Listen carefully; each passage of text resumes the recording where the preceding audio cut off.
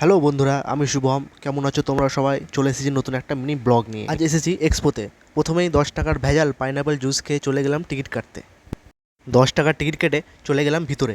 ভিতরে ঢুকতে প্রথমে চোখে পড়লো সুন্দর সুন্দর ফটো ফ্রেম, যেটা আমি আমার বাড়ির জন্য একটা নিয়েছিলাম।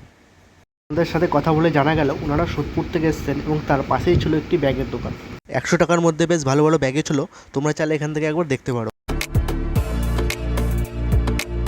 তার পাশেই ছিল সানগ্লাস, মোবাইল অ্যাক্সেসরিজ এবং শাড়ির দোকান।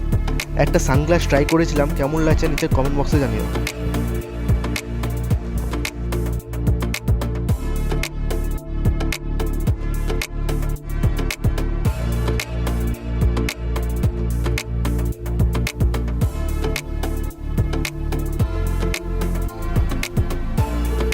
যা গরম পড়েছে তাই আমরা নিয়েছিলাম ঠান্ডা ঠান্ডা স্মোকি গ্রিন মজিতো, যেটা বেশ ভালোই ছিল এবং দামটা নিয়েছিল প্রায় 50 টাকা।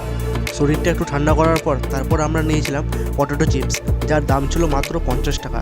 ভাবা যায় 50 টাকায় তাও এক পিস আলু। এই যে চলে এসছে আমাদের দামি খাবার।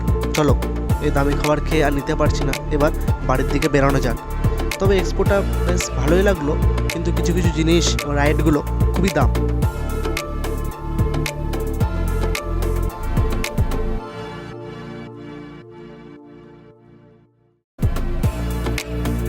বন্ধুরা, ভিডিওগুলো কেমন হচ্ছে এবং আর কি কি ইমপ্রুভমেন্ট করা যায় তোমরা তা নিচের কমেন্ট বক্সে অবশ্যই জানিও। চলো, দেখা হচ্ছে পরের কোনো এক ভিডিওতে। সবাই ভালো থেকো, টাটা।